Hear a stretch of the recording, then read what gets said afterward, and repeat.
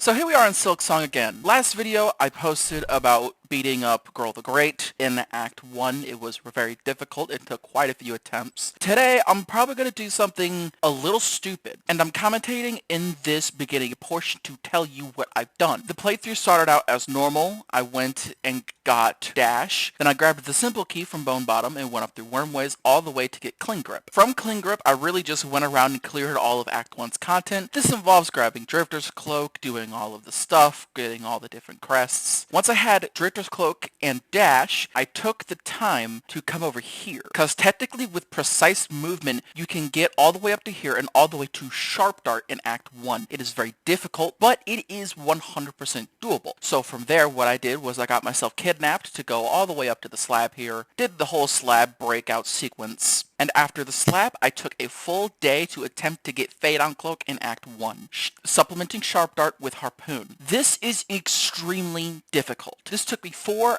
hours to climb the entirety of Mount Fae for Fade on Cloak in Act 1. This was incredibly difficult. I do not recommend you do this. So with Double Jump, what I decided to do was I decided to go around, grab all of the mash shards that I could. This included going into Wisp Thicket. This included going all the way up through Bilewater, beating up Girl the Great, getting the Apostate Key, and getting this mash shard right in here too. From here, I decided to clean out the entire rest of Act 1's content. From here, I decided to go all the way up into Underworks, and here into Coral Chambers. Now this part is incredibly difficult to do. It is incredibly luck-based. However, technically speaking, you can fight Shrine Guardian Seth in Act 1, and that's what I'm going to show you how to do today. So everyone who's done Act 3 of Silk Song knows that you need the Silk Sword in order to get the Seth. Technically speaking, you don't need to do that. The only requirement for this is Sting Shard and Double Jump, obviously. There is an enemy all the way at the very top. If you place 2 Sting Shards directly on top of each other, they detonate. You have to place 2 Sting Shards about right here, I'm going to mark it on the screen, and hope that they explode to hit the enemy, and that enemy will ever so slowly float down to you. That was second try. Listen, there is an enemy that's slowly floating down here. It's going to take him a while. I wonder how long this is going to take. Oh!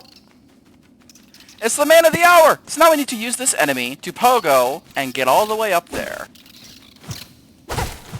Oh my god, I did it.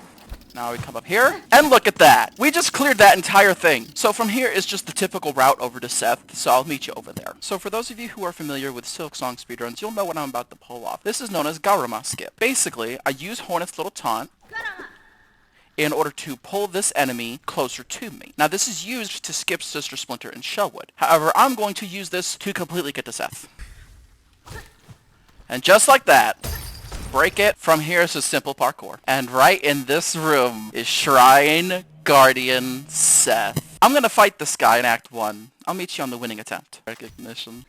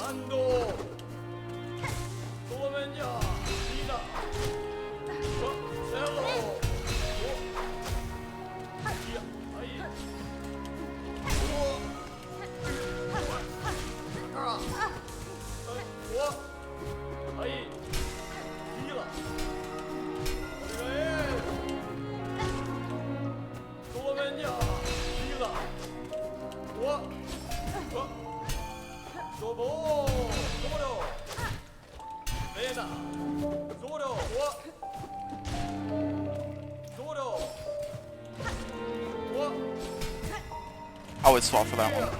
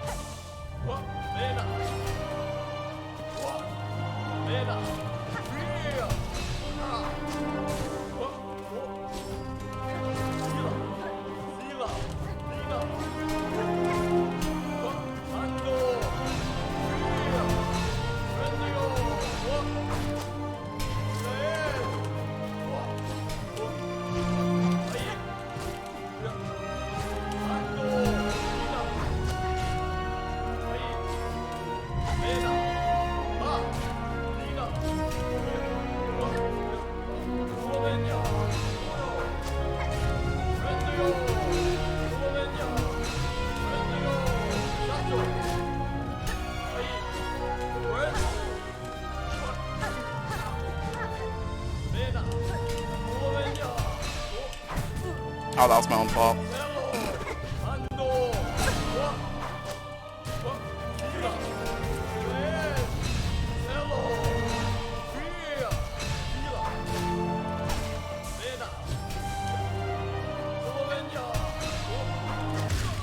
Oh my god.